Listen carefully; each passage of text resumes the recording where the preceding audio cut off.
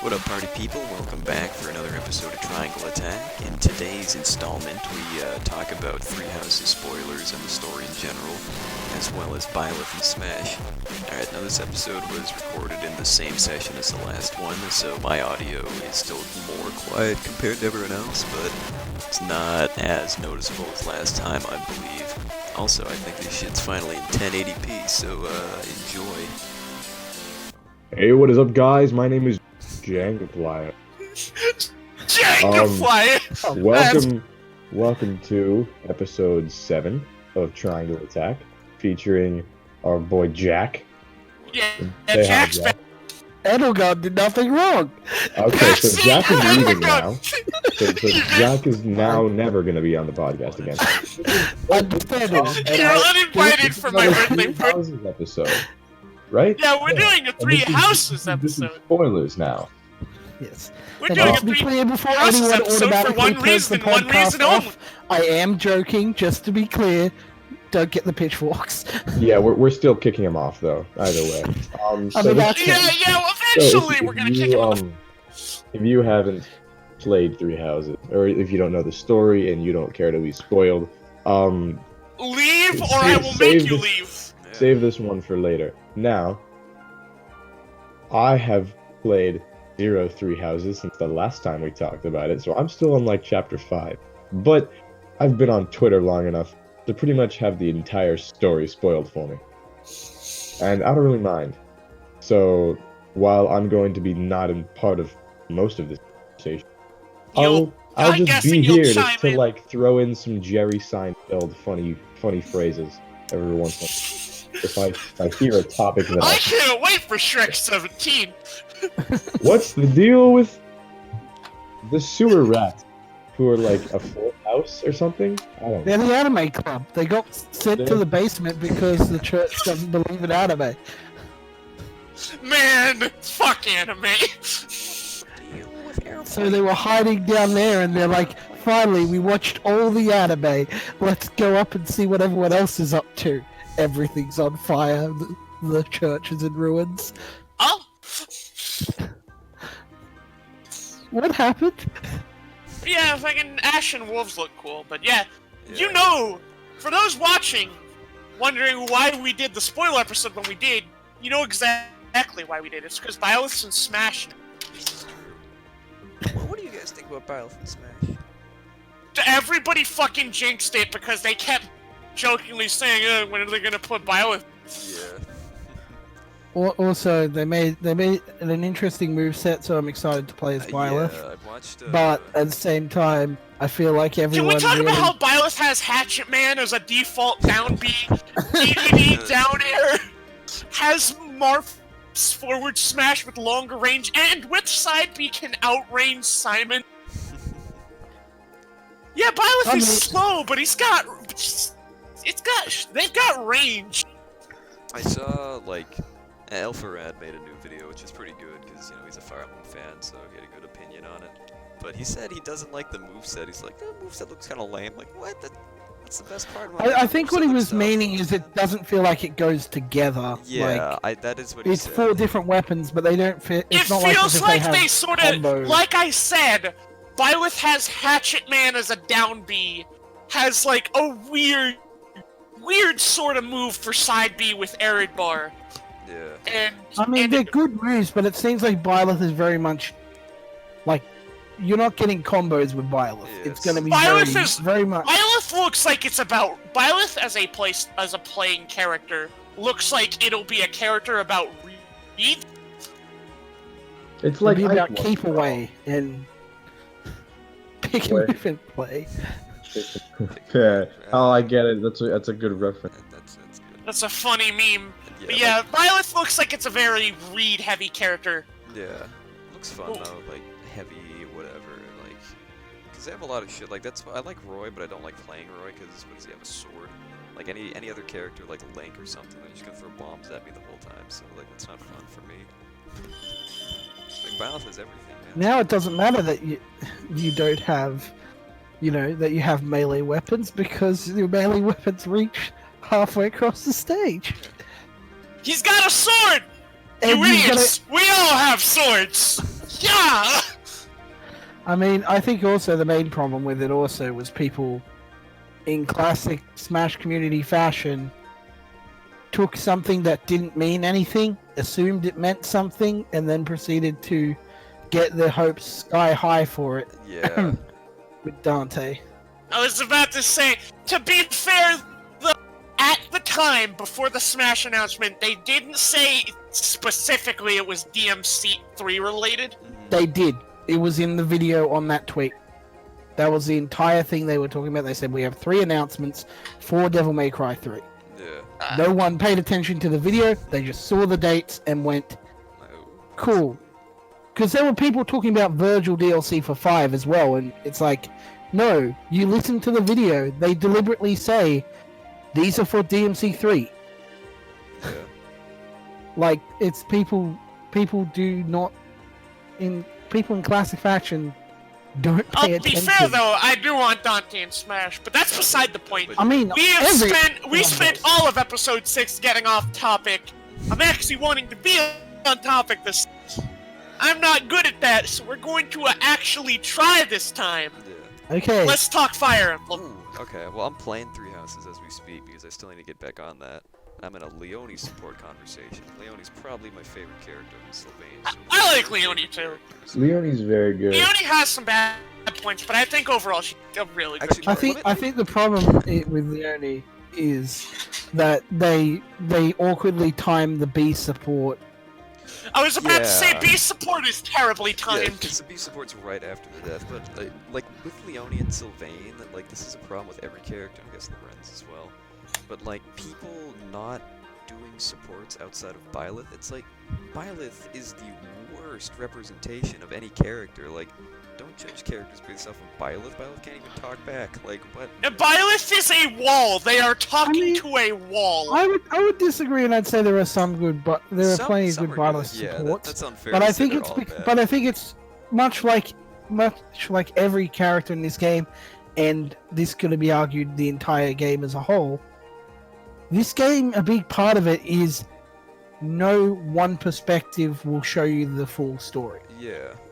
It is a very I feel like that's a pretty heavy focus with this, where like obviously you have the 3 routes and each route covers different aspects of not only each character in terms of like what they go through, but also, you know, the backstory and what happened, you know. And I think that's just to talk about the game a little bit, I think that's what has made this one of my favorite games, like, period. Yeah. It has its flaws, but it's one of those things where it was just so cool to have a story that went, yeah, no, there's no 100% correct answer to these situations. This is the best possible outcome they could have gotten into tackling one of Effie's biggest themes that they always talk about. You know, there is no definitive good side. Like, there can be a definitive bad side, but there's not a good one, I guess.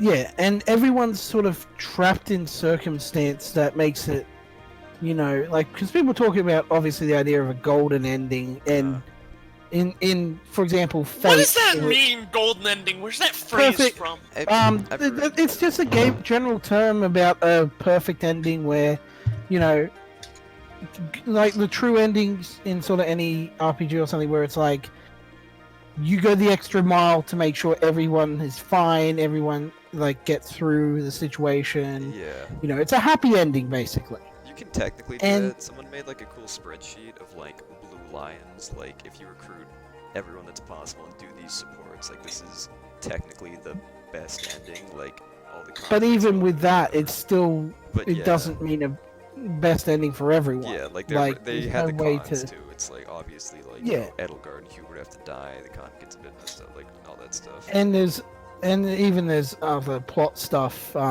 you know, that, you know, there are certain flaws with some of the routes that I wish some of them would go further into certain things but it's kind of one of those things where I guess... My guess is that it's a big old Horcrux of Effie where they still try to make you feel like, despite the fact that it's the whole thing of no side is definitively right, they still want to make you think that you made the right choice. Well, I mean, that's the thing, is each side has justification, so it's not like as if no Like, ending even Crimson Flower, as much as I don't like that route, it still tries to like make no you feel ending like is this a is the... no ending is a bad ending in like, which is something that I appreciate as well, because the way this could have messed up is either A, have a perfect ending that nullifies all the other endings, or B, have a bad ending that you can stumble into that just natural has nothing going for it. Like, Unlike Persona 5, I not mean, specifically base P5, I mean like Royal P5, because apparently that thing, like to get the extended gameplay, you have to do a bunch of shit. Sucks to be them, I guess. I mean, there was a early bad ending you could get in that game too, to be fair. Like, I'm not opposed to the concept of bad endings, because I think they're interesting story-wise, but No, it's when you have But it's something the like fact this, of beginners trap bad endings. Like a good example is that there's one in Dawn of Sorrow. I'm not gonna spoil it because this is 3 House, but there is a specific piece of equipment you need to wear, and it doesn't. The game doesn't tell you this, or you'll get the bad ending. I see what you mean. Oh. There are some games where it's like I hate those kinds of bad the endings ones where you it, can't get the good ending unless you get the bad ending, kind of, because then like, as there's much no other way of as I love these games, Gunvolt 1 does that, and I don't like that. In fact, Gunvolt 2 does it as well, and I don't like it because it You know what I requires like? you. It requires you to I play think the final every stage, Indie Creates game ever does that.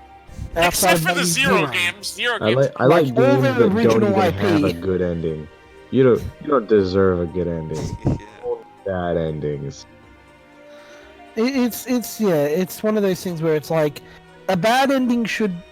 I feel like the reasons for a bad ending to exist are as an alternate take, them, to answer a question of what would happen if I did this instead, or if the It's character. like the one fucking moment in Super Paper Mario where what if Like- Mario really didn't feel like saving everyone for once?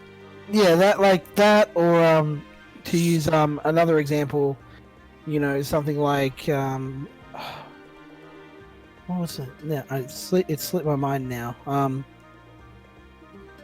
Yeah, it's not like bad endings are like a new thing in it. Actually, Persona 5, its original bad ending where you choose to rat out on your friends, and naturally you get the bad ending because what the hell's wrong with you? You idiot! Or even something like certain RPGs where it's like, okay, maybe you decide to go down an evil route, and in that sense, it is having a darker tone ending makes sense. Yeah, it's like. But I think just to- morality deal. But just to bring it back to Three Houses, I think one of the strengths of Three Houses is, it is very much going. No, everyone is trying. It's one of those tragic situations where everyone's trying to go for what they see as a good Everybody's future. goals in 3 Houses intersect with each other. But yeah, going back to that fucking thing Locke brought Well, up, they a lot of intersect- fucking Indie Creates games have that dumb problem. I'm sorry to Yeah, go like- off topic again, but you were Well, right, and it fucking pisses me off, because as much as I love the Gunvolt game, both of them have the fucking play the final boss again to get the better ending thing, and I'm just Yeah. at least Gunvolt 2's final boss was actually easy. Oh, okay, that's good to hear because I hated the Gunvolt 1 final boss. Not like the true final boss, but I mean like the final boss the before final the true. Yeah, that's what I mean. I hated that boss. It was dumb. But yeah, back to 3 Houses. Every character's goals sort of intersect or collide with another character. Specifically, if we want to get to the obvious ones, like we have Edelgard. Edelgard's goals get in front of the other major character. Yeah. Yeah, it's like, and the thing is, like a lot of it comes down to like a lot of these characters' goals could have they could Had have they gone met on the earlier, same they side. probably would have been friends. You know, Well, that, I mean, that- not even that if they met earlier. Even it's a lot of it is if they had been able to, if they'd been able to know certain things and understand, like hear about certain situations that they don't have the knowledge of, things could dramatically change. Like, the only way a gold ending for Three Houses could happen is if Byleth somehow used time travel bullshit to come back and go, hey, so these guys are the real threat, everyone? Yeah. The real threat What is if the weird, everyone- freaky lizard men under the streets. Let's get them. I still think No, it's the mole people. The lizard people are the people in charge of the church. No, that, You know, let's talk about those in Slither in the Dark and how fucking absolutely disappointing they were. Oh man, yeah. Fuck those guys. I mean, the dubstep was pretty cool. I was about to say they got some sick lit tracks, but like, boy, I were they actually- a waste of time.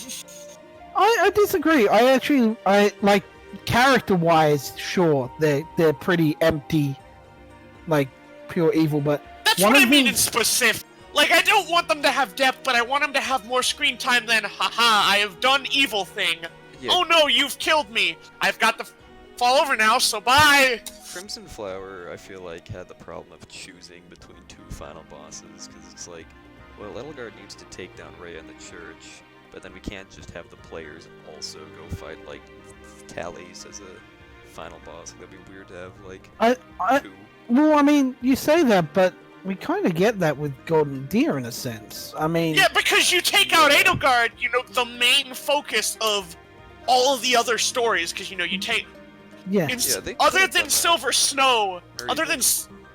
Even FE8, like, you fight Leon, and then you fight, like, the Demon King, like, a lot of... I mean, I think part of the main problem comes down to Crimson Flower feels like it was made last. I'm not even trying to insult it from, like, a writing perspective, but I mean, like, from gameplay I standpoint, mean, in terms it feels of, like it was made last. I mean, in terms of development, like, I don't know whether it was a thing of being made last, but I think it was just a matter of this game.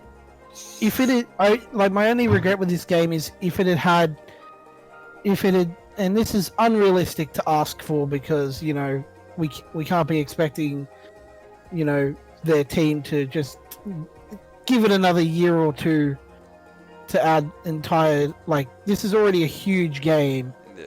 like, Yeah, the game's already big enough.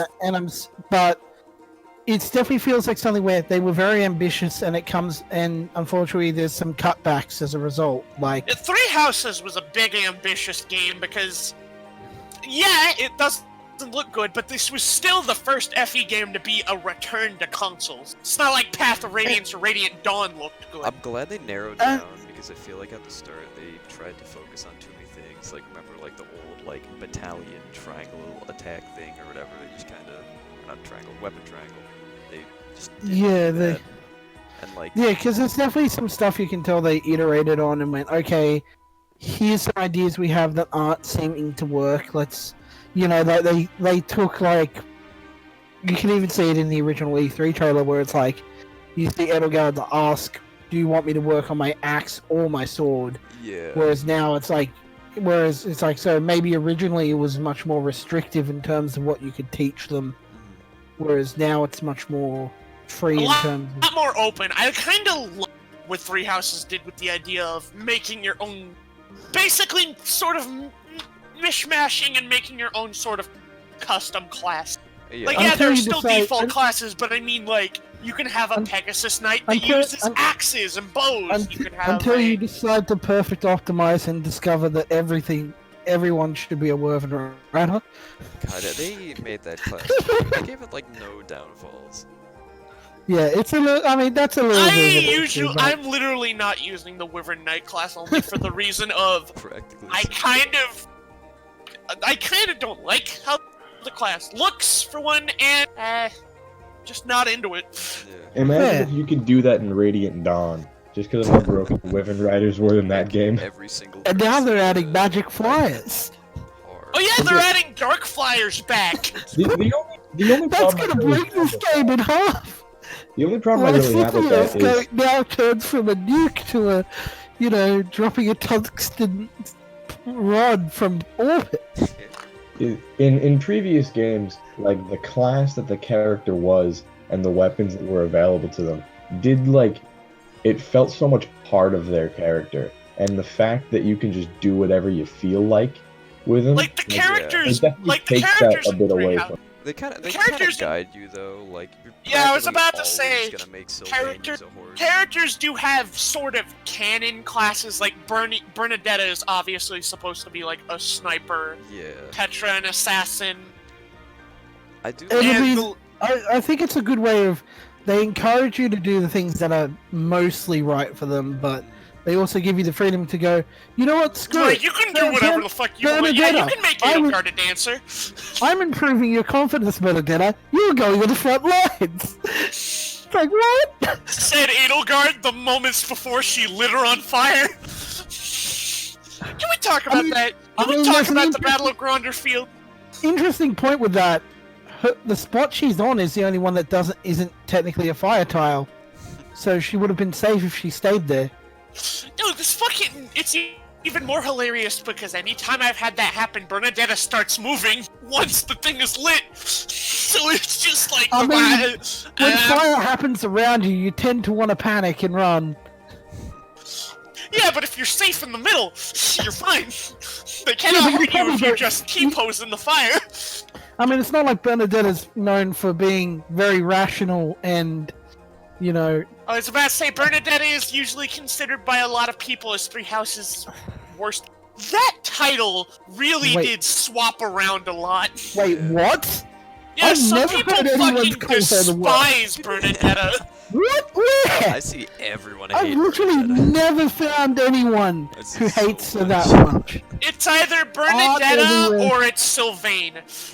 I'm kidding. No, Blood like Sylvain stuff is I've tough. seen more like It's come Lorenz back. than anything Dude, else. this No, I Sylvain have a shit lot has of- come back because people are like comparing Lorenz. They're like, people didn't give Lorenz a chance, but Sylvain, they just like him because he's pretty boy, and they just list off like some anime character that looks like. I mean, Sylvain sucks. Like, Lorenz's fuck problem off, is he don't come back here. Lorenz's Listen, problem is the same problem that it's the some fact characters that, have, where in they my come across opinion, strong. Yeah. Lorenz is a good character, but he, you know, when it comes to him pre-time skip, he doesn't give off a good first impression. Yeah, but that's kind of like the point, and that's what a lot of people are saying. Like, I agree on that. Like, Lorenz is great, but then the second you start being like, Lorenz is great, however, Sylvain sucks. Like, what are you Don't doing, man? use one character to bash another. I mean, honestly, that's honestly the big thing about nearly every character has an outward appearance and then an underlying sort of like depth. that's to one thing them. I always constantly saw, like with Sylvain and Lorenz.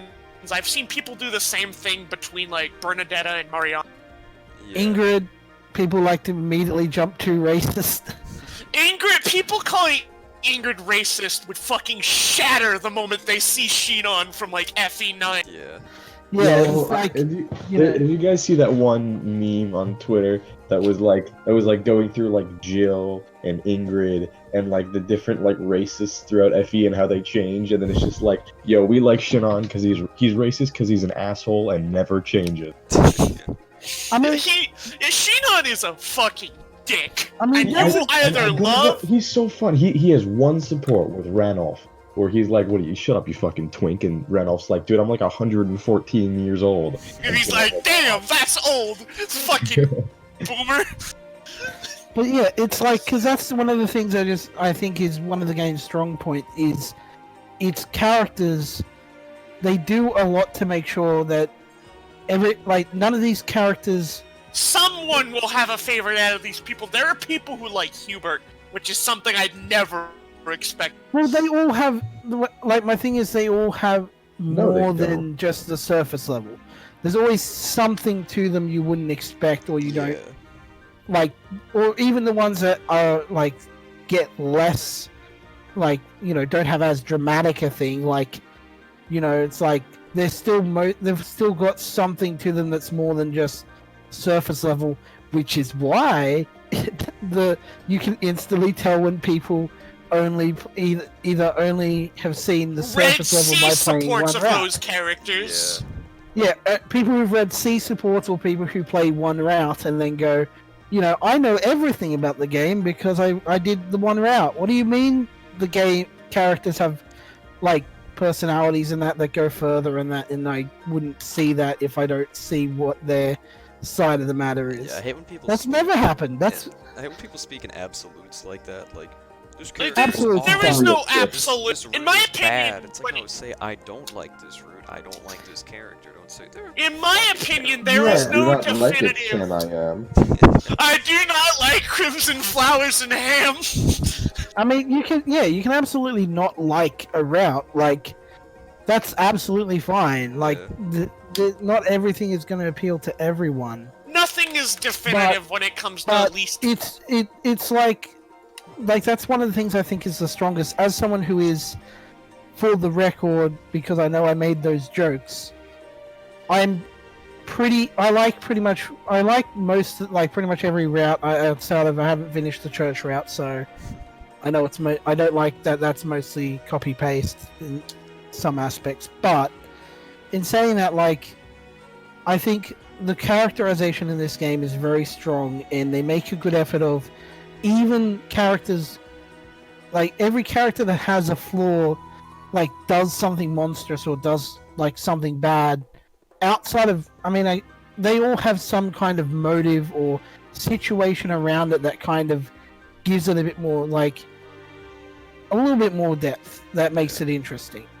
Like even the Agarians, even those who sliver, while they don't have like they're still pretty cartoonish. There's also some minor things that, like, hey, there's a bit of vagueness about technically like who may have done something first, and even if like they did attack first, they did lose a lot of their people, so it's quite possible they do have a reason to be upset, because the cycle of violence, it We're doesn't not going end. to talk about how those guys straight up have sick ass techno shit. They've got laser beams. They have a like orbital strike that they call down on something. Like, they got robots. that was an amazing thing, I think, in like The fucking route that it shows real up. talk, the javelins Really? of the light was the fucking coolest thing. because everyone's just like utter like horror and not understanding what the hell happened is great, because they're just like, it's gone. The entire area is just burning rock. Like, there's a reason why people are like, is this the goddess? Like, like people are like, is it the goddess? Is it like, what the hell happened? Like, it's such a cool concept of seeing like a relatively like medieval-esque society reacting to a town just got destroyed in an instant. It was basically just medieval society reacting to what was essentially a nuke. And the fact that they do kind of lead to some key plot points where it's like, okay, like in one of Hubert's coolest moments in the Golden Deer run is when you beat Edelgard, and he deliberately left instructions, because turns out when they launched that nuke, Hubert was able to track down where that came from and where they made Hubert it. was able to track the trajectory the whole time.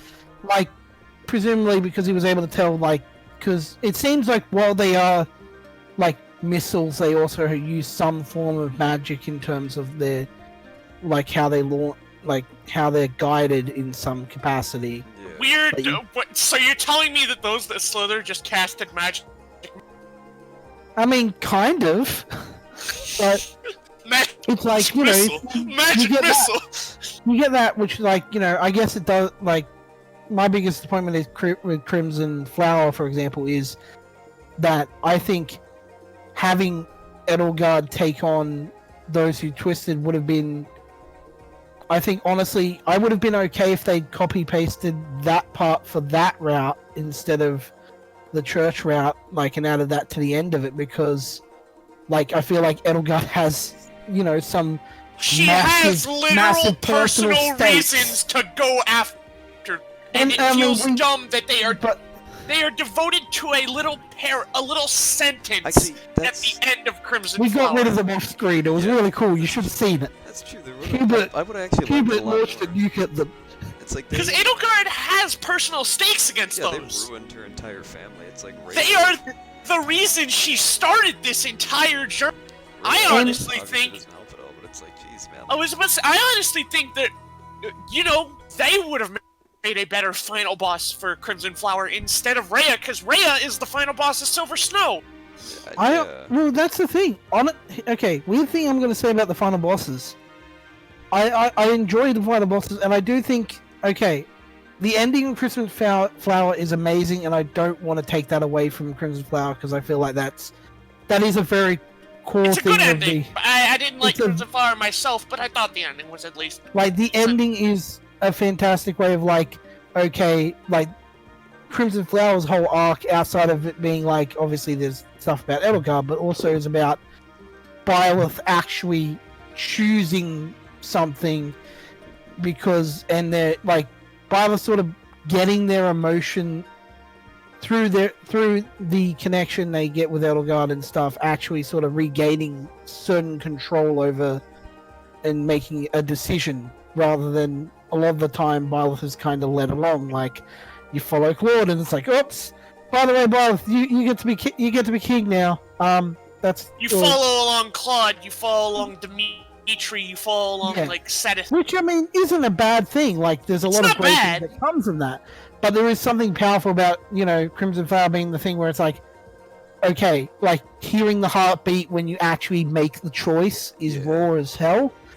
Like, the ending cutscene with, like, with the, like, stone shattering and everything is also really cool, and like there's a lot of stuff in it that I like, but it's also one of those things where it's like, I think a way they could have done it is an epilogue where you still fight the Twisted guys, but maybe don't have them activate Nemesis. Yeah. Like, Nemesis wouldn't have much of a thing for, wouldn't be. I was about to say, relevant. Nemesis really doesn't have much of a vendetta against Saros if Saros is dead. Well, yeah, no, but I'm meaning is in, don't have them activate Saros. Like, maybe you could have he tries to, but Edelgard kills him before he can get it off. Speaking of which, like, I know it's a dumb thing, I see this as sort of an unpopular opinion, I don't know if it is, but I legitimately love a lot of Verdant Wind's moments. Especially the final boss of Nemesis. Golden Deer. No, I don't think. I think Golden Deer is what is the best. I think Golden Deer is the best route in terms of content. I think I think the final, like, there's it feels very fleshed out. It covers pretty much every. It covers as much of the plot as it could from the Golden Deer's perspective. It's more so because it feels like it covers more than everything else. Like, Blue Lines doesn't touch Twisted. Edelgard's line thing doesn't cover Twisted. While the Church Route, from what I understand, the Church Route does, but it's just mirrored from Golden. Yeah, it's mirrored, and it's also a bit of a, like. Honestly, I think what should have happened. Like, my only thing with Crimson, with Golden Deer that makes it strange is, I think Nemesis would have been a better final boss for the Church Route. I think Church Route having Rhea as the final boss would have been, like, it should have been swapped. Feels weird because it feels like that shouldn't have happened. Rhea should have been because playable, like, she should. I was thinking that would be cool. I'm like, oh wow, Rhea's gonna become the main lord in Silver Snow, right? It's like, I think what would have been cool is have it be. The Church Route should have had Nemesis comes back as the final boss, and you have to help Rhea overcome, like, deal with the return of her past and what she did. And it should have been focused on you helping her through that, and then through defeating Nemesis, basically helping her conquer her personal demons, and then, like, and afterwards would be when and she's like, then you fuck the Pope. Well, it's like you could have her be like, it could be a moment where she beats him and it's like, my work is done, I'm now handing over the church and everything to you. Like, that would have been a powerful moment, and I think that could, like, don't get me wrong, Nemesis is still great, and I do love. Verdant Wind's finale is still great. It's not like Claude's friendship speech that's a The best distraction. friendship speech of all time. It's like that was great. It's like I just think that would have been a bit interesting concept, and Rhea going berserk also could have been a more interesting concept to deal with on the Claude side, as a lot of his stuff is about finding out the truth. He's like, his entire idea is that I don't like Edelgard, and I don't like the church much either. But I'm siding with the church because they seem less crazy than what Edelgard's doing. No, because Claude's thing is that he basically thinks Edelgard is right, but she took the wrong path. That she went. It's right. It's literally that one fucking caption thing. Is like, it's true, but she shouldn't say it like. Like it's like he thinks it's true, like she's right, but we shouldn't have a war over it. But it's actually one of the interesting things that plays into Claude's personality, where he wants change, but a big part of it is that he's not willing to do what in a medieval-esque in the society that Fire Emblem Three Houses takes place in. It's like you dropped a diplomat into medieval times. Like, I was about to say, Claude is literally just a character who would his ideals and how to achieve them would fit a lot better a more, I guess, Valkyria Chronicles? Well, no, I think it's an interesting thing to have Claude. I think it would have been, like, Claude's, one of the things that's let down a little bit is, and, like, I'm not going to use the word coward because that's not He's correct, not a coward at all, but, it's just... but there's a unwillingness to go far enough to get what would need to be done to achieve real change. I think Claude's route could have been a little bit stronger if they'd focused more on him trying to find a peaceful solution and the struggles that come from that. Like, not have it be difficult. Like, not have him be like, I actually got a perfect ending. Like, obviously that wouldn't work. But have it be like maybe he tries to get that to happen and it doesn't work, and like him struggling with that concept of sometimes you do need to use force for something. Because at the moment he's portrayed as a schemer, but he doesn't do as much as he could. Like, if he'd been like politically, imagine if he tried to keep the war going neutral to manipulate everyone into eventually like it was like him a trying stalemate? to, yeah, like getting them to stalemate until they have to quit or something. Like, you could still have losses happen in that, but it's like, have him try and do some grand scheme to end the war without going full, I'ma just, do what everyone else is doing and just I'm punch gonna do what they're victory. doing. I'm gonna fuck them up. It's like, because at the moment it comes across as, Another weird thing Edelgard did it wrong. I'm going to show you how to do it right because now that you attacked me, I'm in the right to go conquer you now. Another thing I feel nobody really talks about is like the nice that comes up in between the chapters. Yeah. The little those. I kind of skipped those because the art's kind of cringe, not gonna lie, but they're nice. I think it looks really nice. It looks, I don't know. They're nice, but they're like, it's a little like the art style's a little bit weird. But I think it's. Hey guys, look at me! I'm Picasso. I don't get it. What are you looking But, at? Your hockey puck. But yeah, it's.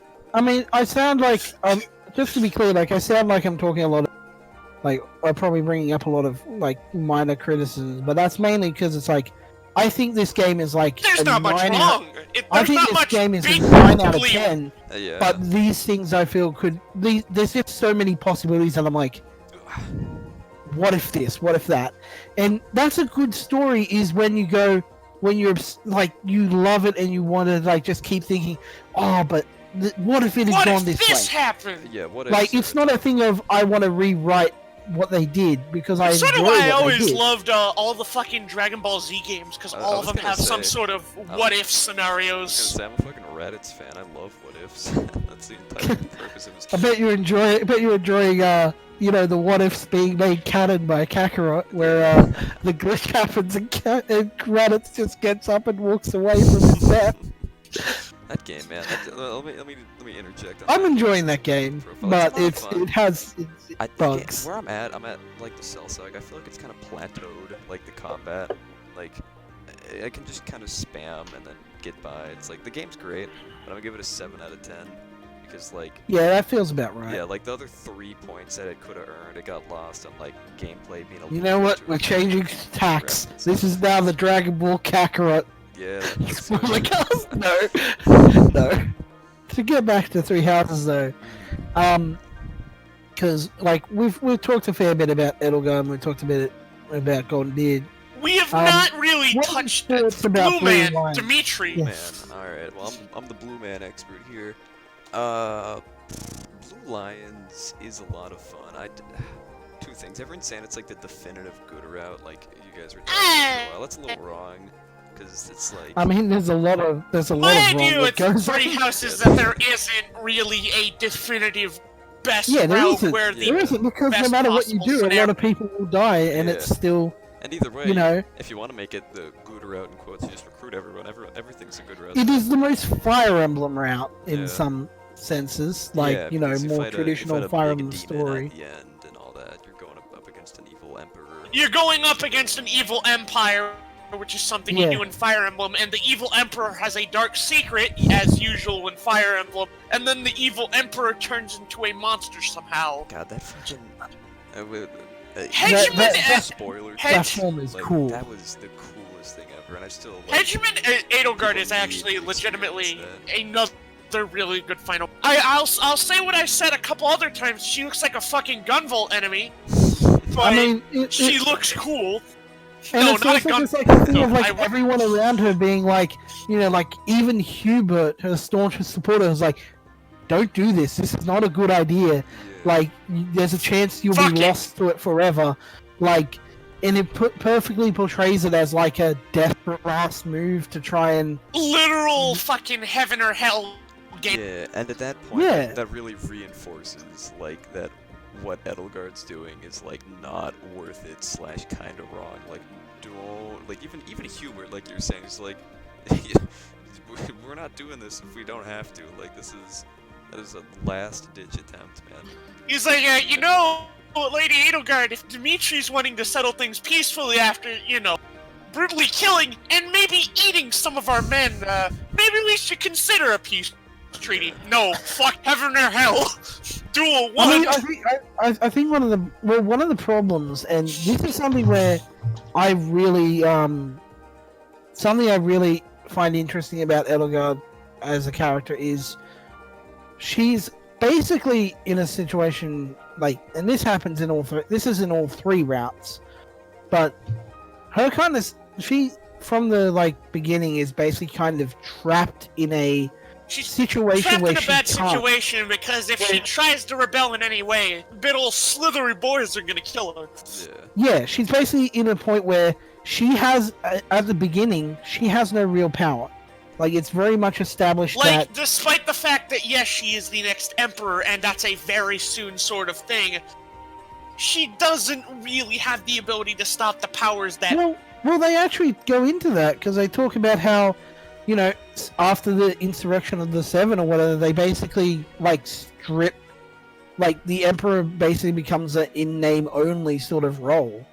Like, and her, Yeah, like, her she's father... Emperor Edelgard, but she doesn't do much And emperor.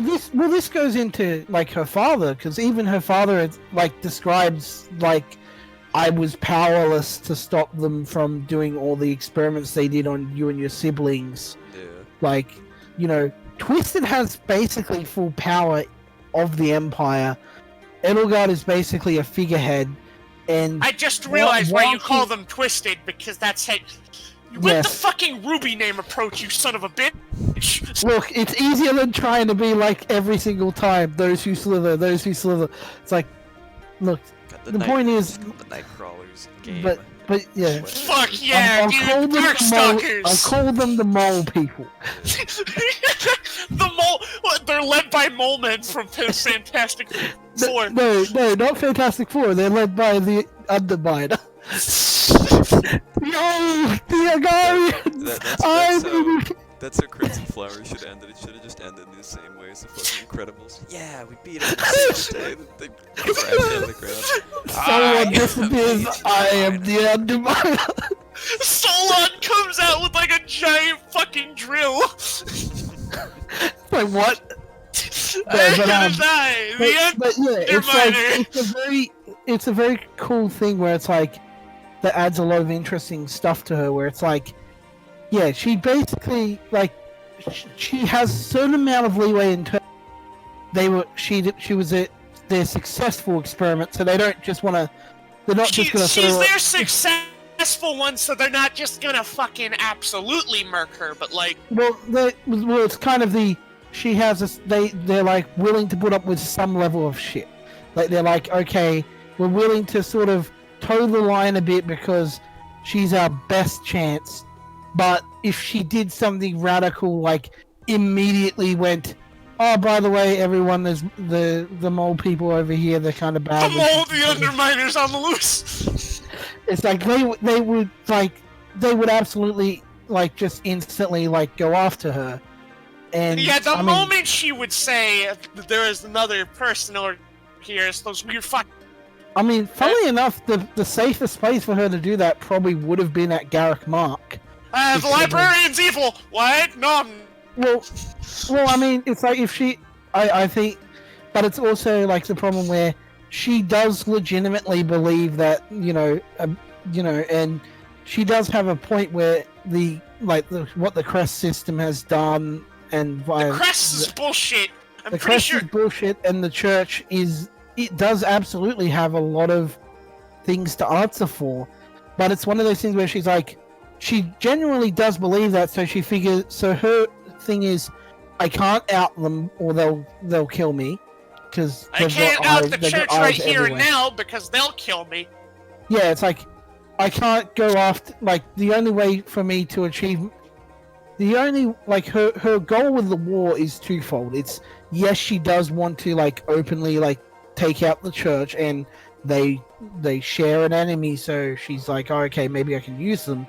But her idea is that she uses them to a point where she's managed to gain enough of her own power base to then be able to turn on them. And that's kind of what happens. It's a really interesting story Three Houses is, because the deeper you look into it, the more interesting it gets, and the more good you realize is in the story. Yeah, because it's like you have a character who does absolutely like starts a war, and absolutely like you could easily walk into this. You could walk into Three Houses thinking the dumb and obvious of Edelgard that bad, absolutely. Like they could have easily gone down the route of. They could have gone down the easy route and made her just be a generic villain. They could have easily just made Edelgard, as much as people talk about it, like they could have easily just made Edelgard a copy and paste of Arvis from FE4. Yeah. Which kinda. But also kind of not, because Edelgard has differences from Arvis, very big ones. Yeah, and it's very much a case of, and what makes why I enjoy the Crimson Flower route is there's very much a thing of, like, the reason why she's so because she puts out early on in every route that's the Flame Emperor, she offers like, hey, why don't you join my side? And no matter, even if you say yes, she's like, no, I don't believe you. But because she has such a huge doubt complex, because she's like, why would anyone why would anybody join a guy that has like a weird fucking Guy Fawkes mask named the Flame Emperor? Like everyone who's attempted to help her in the past, outside of her classmates, like everyone around her, she's suspicious of, because she's like, her life has been basically people in authority treating her treating her poorly, and so naturally she's like, she has trust issues. Like she wants to trust the professor, but she's instantly like, what is it? She wants to trust the professor, but she's kind of nervous. She's afraid he's going to backstab her like everybody else in her life has. Yeah, either backstab her or just not be or just sort of, she expects him not to agree with her. As much as I don't like Byleth because of how blank he is, and in fact I'd say the one really definitively not good part about Three Houses, the main characters of each path still work well off of Byleth. Yeah, they work well off of them because it's a very easy, we have it's a self-insert character for the most part. We have a sort of... Yeah, Byleth is very much self-insert, like Corrin and Robin before him. But with a little bit less personality because of the stuff that came up. I was about to say with a little less personality than Robin, because that's one thing I always found more interesting, is that despite people always talking shit about them, I always feel like Robin had the most personality of the Avatar character. Because that game wasn't fully voiced, so Robin, in the scope of the game, was practically fully voiced. I mean, he talked. Robin talked and had actual dialogue, despite the fact he was the Avatar. Like, while Chris also had that, Chris was a lot more blank than Robin. Yeah. Like, Chris, with Robin... Chris only had, few scenes they could put him in. Robin has supports with every character in the game, and therefore had a lot of writing, and therefore has a sort of definitive character. Yeah, whereas Byleth is a lot less, and to be fair, I'm curious about which came first, the concept of the, they don't have emotions because of the, because of the circumstances of them literally being a sort of...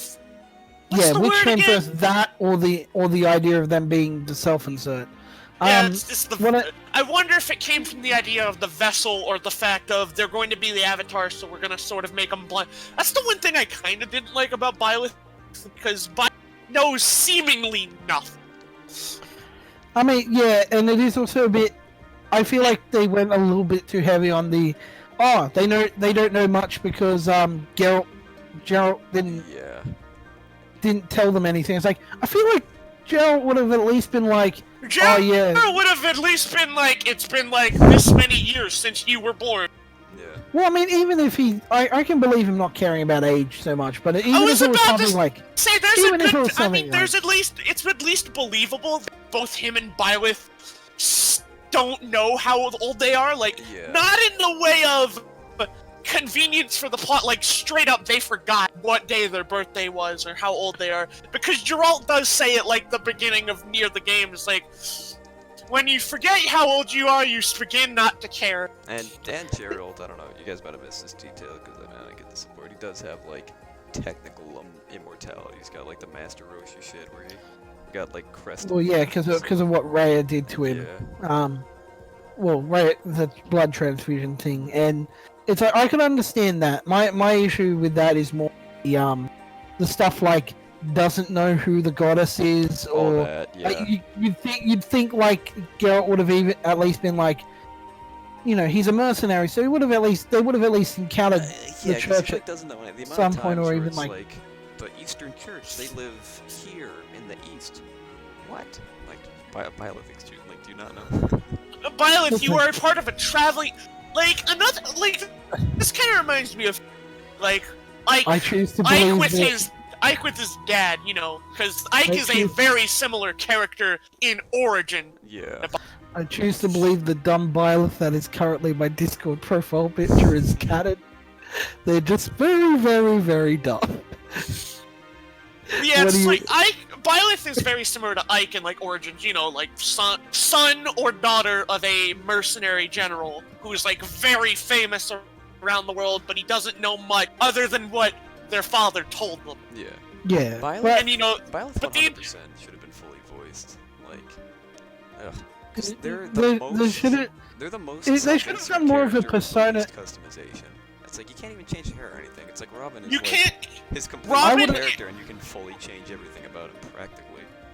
I wish they'd had more dialogue options that were just very much. I feel like Persona 5, where there's a little bit more personality to you say Persona 5, but I say just modern Persona in general, because I haven't played anything other than Persona 5 modern because Persona I don't know the is a very specifically I would love it.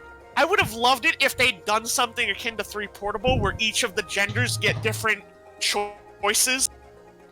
I mean, I can understand why they don't do that, because that's a lot of extra work. Because that would be a lot of extra work, but you know what I mean. It also locks content behind what's content behind what gender you pick, and that. Well, to be fair, Can people be a are little going. bit- I've seen a lot of people do both male and female runs, Oh, I mean, anyways, no matter what they are. Sure, but I'm saying that for someone who does, if someone, it does feel a little bit weird in some circumstance. But I'm just saying I'd When like. you've played as many I video would have games liked as them I to have have, you a start few to stop more caring. options. Like there's one or two times where they'll actually have a joke line, or like, but it's very very rare, like, or like something like kind of like not full joke, but like a sarcastic sort of thing, like Byleth making the joke to Dorothea about their heart not beating, and then it's just like she's like, wait, what? My heart does not beat. It's like, and like she's and then she thinks it's a joke, and then you can be like, no, really. I'm dead. I'm dead inside.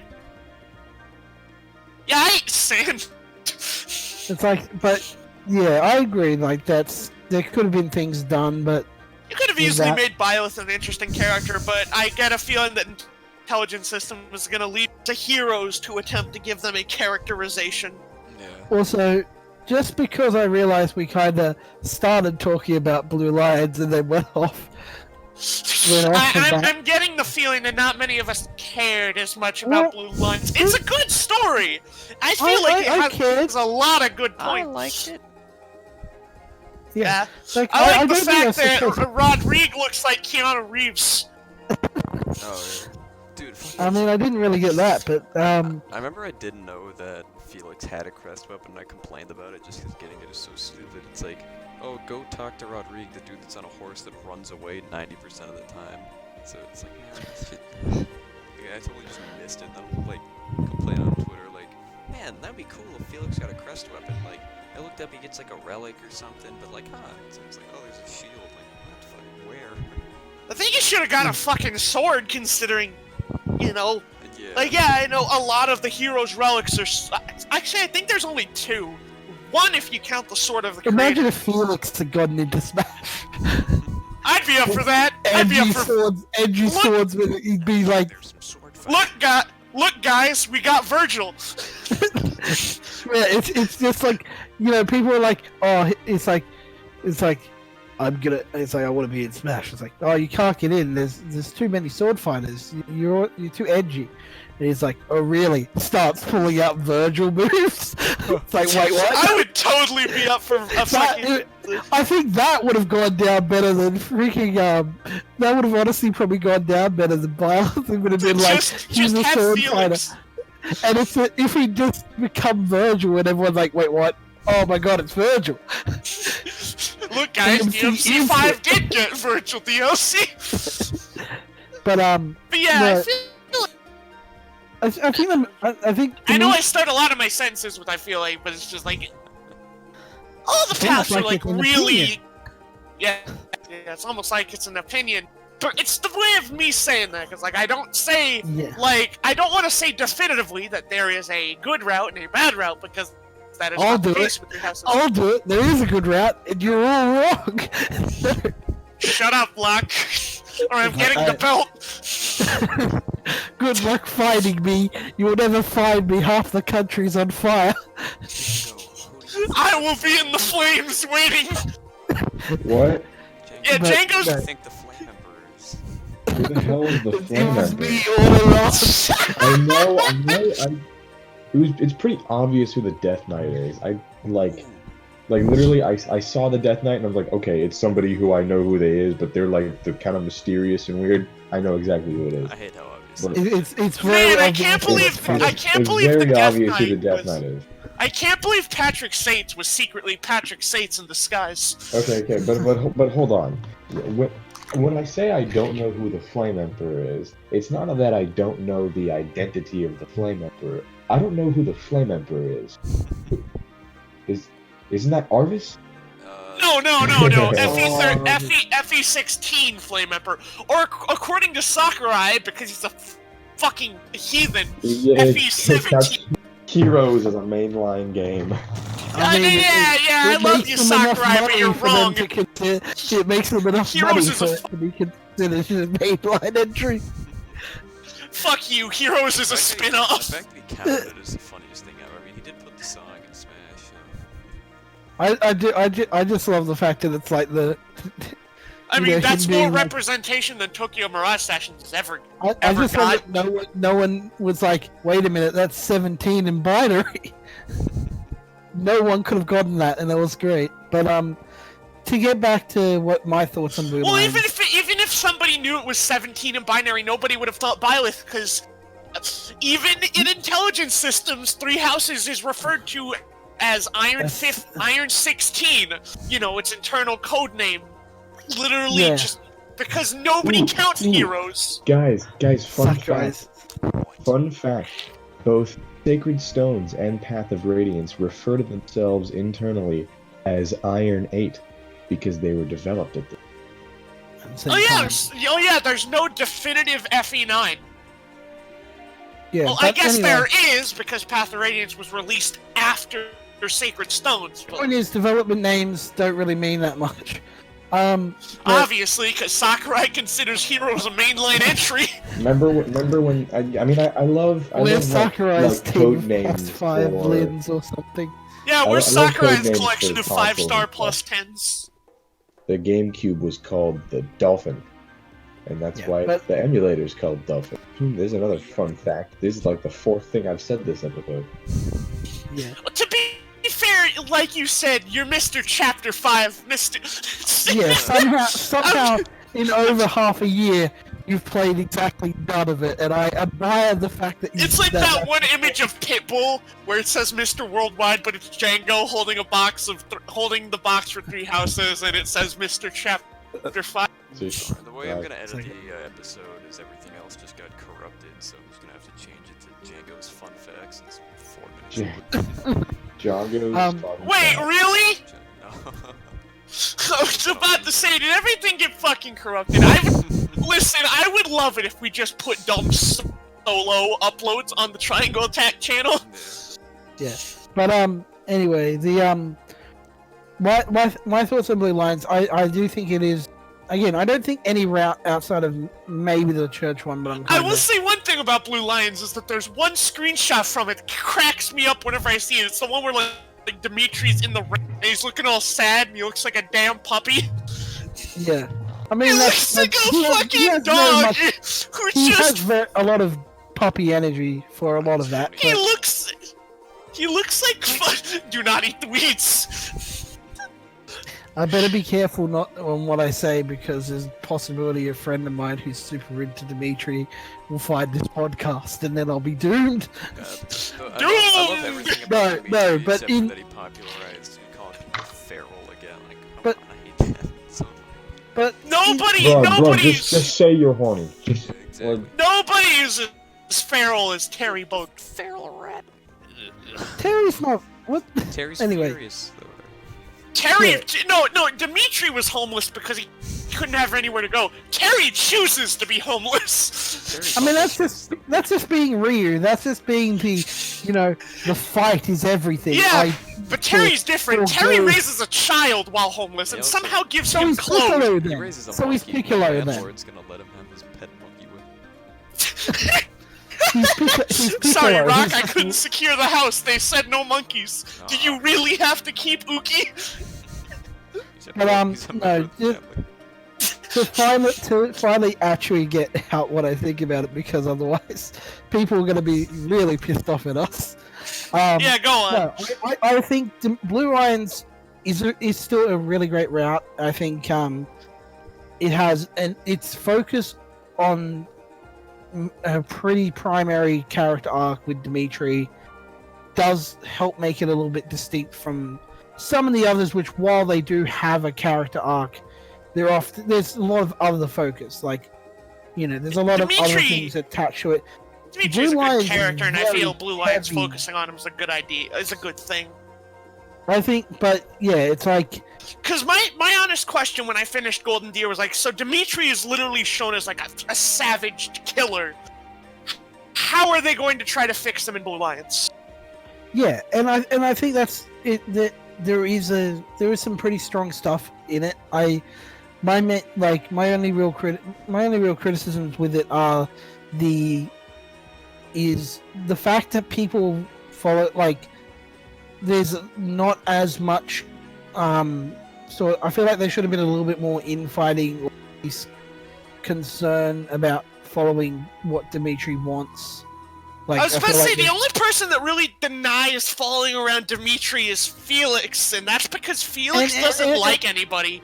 Well, I mean, Felix has a really good point, because he is kind of like, he's literally constantly going on about, I will crush them, I will kill everyone in my path. I'm gonna fucking take Edelgard's skull and crush it like a damn head grape. People are like, hey, maybe we should go help these guys because they're our allies. And it's like, no, I'm just gonna kill and murder and do whatever. It's like, there is and I know there is cut content in the game that originally there was going to be a split in the Blue Lions route.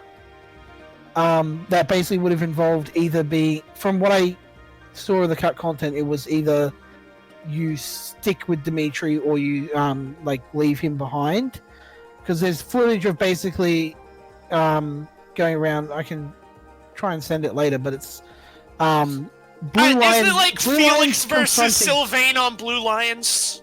There's like Felix, there's but there's also Annette and a few others where it's implied basically they left Dimitri because they felt he was too unstable and was going crazy, which I think there's a lot of cut.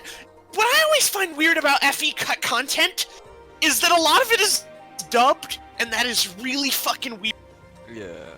Like Echoes has quotes for if Celica dies in classic mode, which cannot happen because Celica is one of the two characters that initiates a game over if she dies, even in classic, even in casual mode. Yeah, I think there's natural, I think this game definitely shows there was a lot of stuff that they had ideas for that they went, okay, scale it back. We're not going to be able to achieve. I feel like they wanted to do a lot more, but they didn't. But I mean, and I mean, it's not a case of we should have just given them another year, because there's no guarantee they would have been able to get any of this stuff. It's not the fact of the game is unfinished. Far from it. The game feels like it was a finished game. And yeah, it's more of as tends to happen in game development. We had a lot of cool ideas. Not all of them. You gotta realize, Three Houses was a game that was in development since about... When was it first shown? It was said to be in development since Fire Emblem Echoes was revealed back in 2017, right? I feel like it would have been... It's probably been in development for like 2 to 3 years at least. And I know, but I mean, like, the first time we heard about it was the fact that during the Fire Emblem Direct back sometime 2017. You know what? You guys continue your conversation. I'm going to crack open a Google. I wasn't paying attention. I'm looking at some dude put Raditz's hair on Tien from OG Dragon Ball, and it is the best shit. It works so well. Yeah, 2017. It was like, fuck. Yeah. The game was in development since 2017, and the game came out in 2019, so it was in development for about 2 years, at least. And I mean, to be fair, there was also, like, that's as early as we know it was in development. It quite possibly could have been, like, in concepts and that earlier than that as well. But, because I mean, it's... But I think it was definitely a case of, like, they were very ambitious, and the game we got is fantastic. But yeah, I think it would have been good if there was a little bit more, like, conflict, or at least a little bit more, like... They're obviously dead set on setting more content, considering, like talked about at the beginning, we are getting more stuff. Yeah, so... We're getting the fourth house, which I've heard from some news sources is a sort of side story instead of a sort of main... It's a side story you can play from the menu, so you don't have to do a run to, like, a new run to play it, if that makes sense. Yeah. So that's good because I feel like a lot of people aren't gonna want to do a whole nother run just to do a story. Yeah. But in saying that, I think, I think the game is great, and I think, we've kind of jumped around a lot of different things, but I think it's just a case of there is so much to this game that we could talk about. This game is good. It is really It is damn good. proof that the Fire Emblem writers can be trusted, because one person I knew was a fucking asshole about Fates, who was like, I'm not gonna play another Fire Emblem game until I can realize the writers can be trusted. Well, I mean, to be fair, there were some, from what I've seen, there is some translation Fates. stuff that was... I was about to A say, little Fates' translation, combined with some of the dumb shit in it, is probably one of the worst written games I've played. I mean, wasn't this one worked? This was worked on by the by Toei Tech.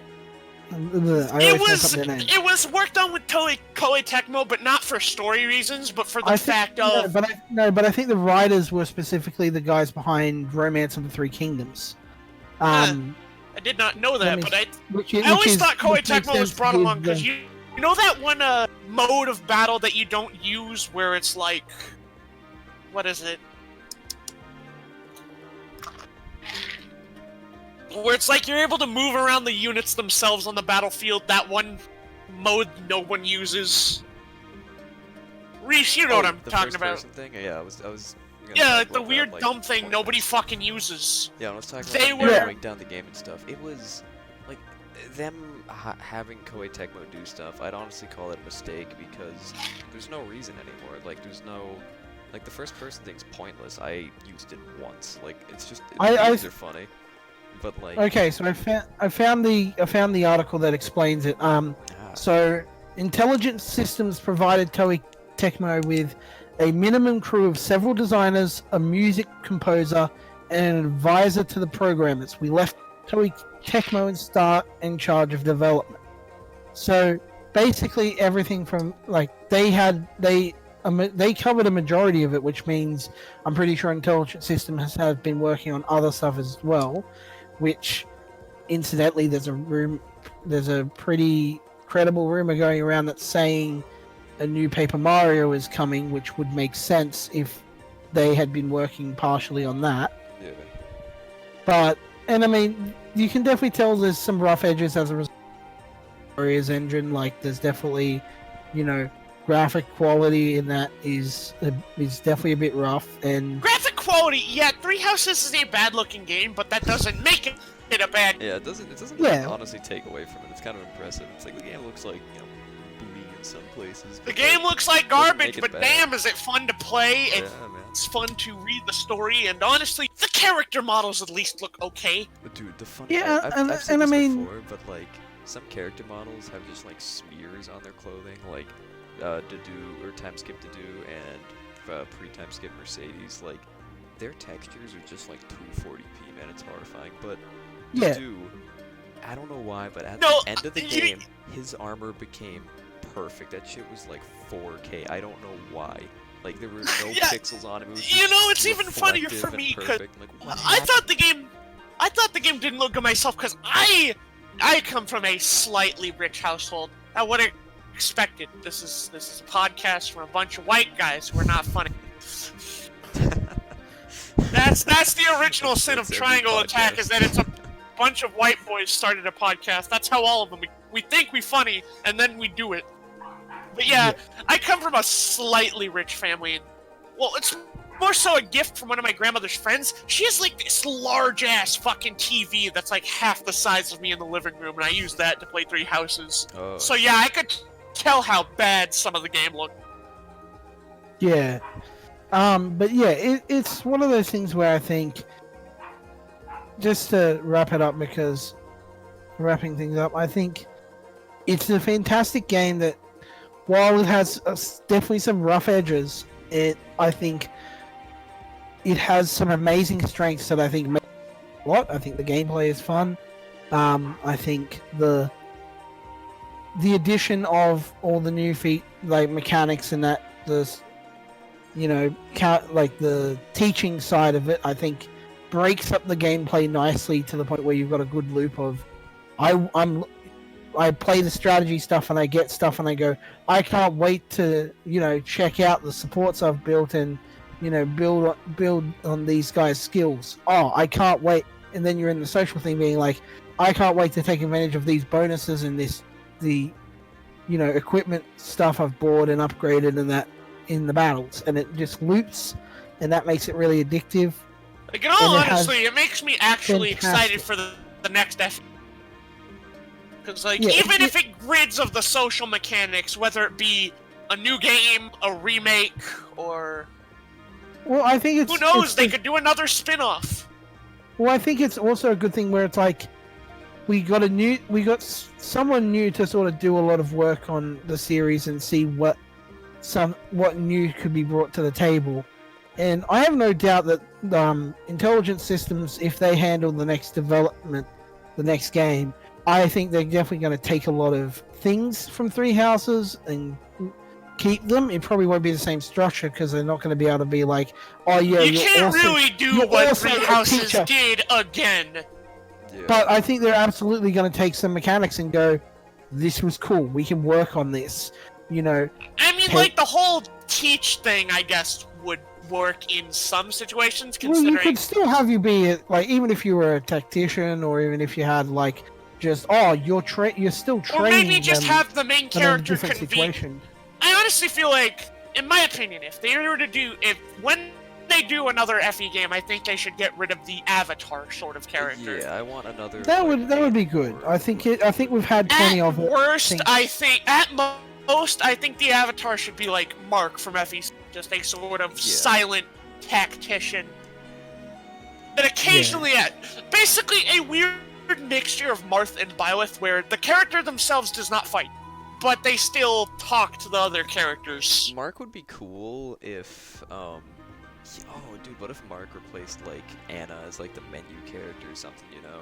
Like, or, you know how, like, there's all, like, the random NPCs that don't do anything, like, the fortune teller, whatever her name was, and then, like... Oh yeah, the fortune Anna teller and saves stuff from you. FE7. Yeah, like, it'd be cool, or, like, if when Marcus is, like, telling you your stats, it'd be cool if, Mark was there instead. Mark was there instead.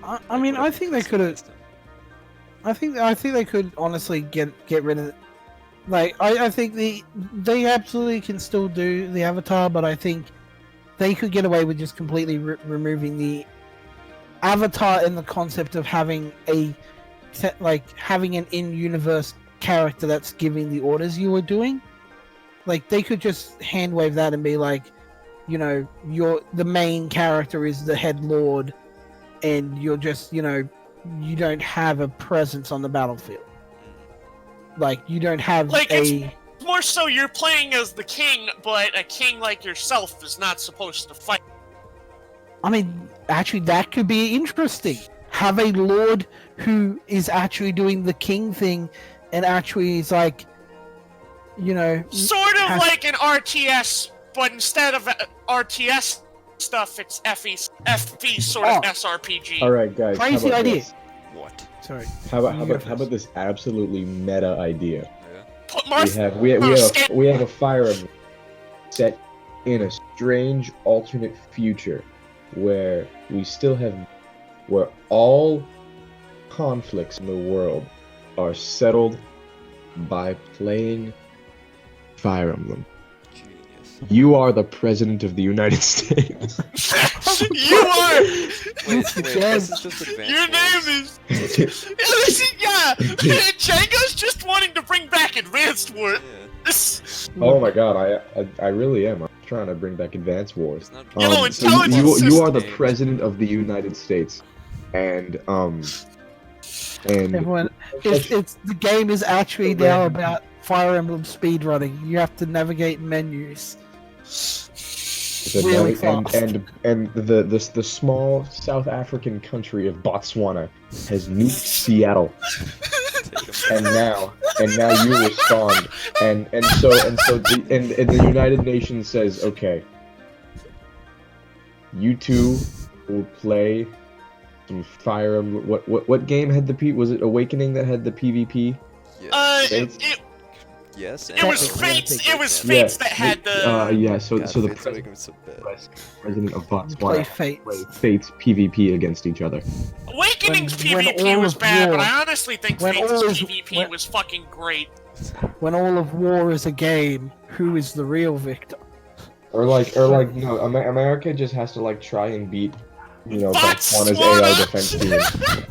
Yeah, dude. Dude. Korea is now the Korea has now become a superpower once again. Bro, no. If you Gaming. if you can beat another country's Aether Raid's defense team, you get all of their territory. Yeah. I mean, that sounds like it was recipe for But yeah, I disaster. honestly think an FP game where you play as the king would be a good idea. You know what? Here's my idea, okay? Because one of the famous things is, yes, there were a lot of kings that did actually fight, like, did actually join the battlefield. yeah, but there are also an equal amount of kings that have not. Yeah, but here's an idea. Have a mechanic that's based around, as the king, you are not meant to, you normally are the one giving the orders, but you have the choice to, if things are going bad, you can join the fight, and when you join, everyone is inspired by your presence, but all of a sudden you have the dramatic risk of the, like, and have it be a permadeath thing where you don't get a game over if you lose your king. You actually, like, it's a permanent thing, and all of a sudden one of the other characters has to take over, and maybe with different stats. And then all of a sudden you kill everyone, and then like the shitty armor knight that you get in chapter 2 is the king now. Yeah, but all of a sudden Boars is the no, that's a, Fuck yeah, the champ! that would be an interesting concept, because you can have the idea of, okay, your king is normally out of action, so you can't rely on the king's presence to win every battle, but it's like, if you do, but you can choose to intervene if things are going bad, but the king may not have as good stats as your fighters, but it can inspire them. Yeah. But if the king dies, then one of your other units, has to become the Has king. to become the new king. Super But king. as a result, they might have different stats that don't work as well. Like, the king you could have, and the social, the other side, like, if we're going by Three Houses style, the other end of the thing, you could have, like, actual, like, king stuff you have to do in that, and if your king dies, then all of a sudden you might have someone who's like, oh, they're not good at, they have, like, 0 charisma, so all of a sudden you're dealing with, like, the king stuff becomes harder. Like, I don't know. Anyway. That was always one thing I always fucking thought about, because specifically in FE7, when they talk about Lyn being the leading Roy, I was like, I want to see that fucking train wreck in action. Systems, be prepared. I'm making a pitch right now, and I'm gonna pitch it to you. I'll make you your game.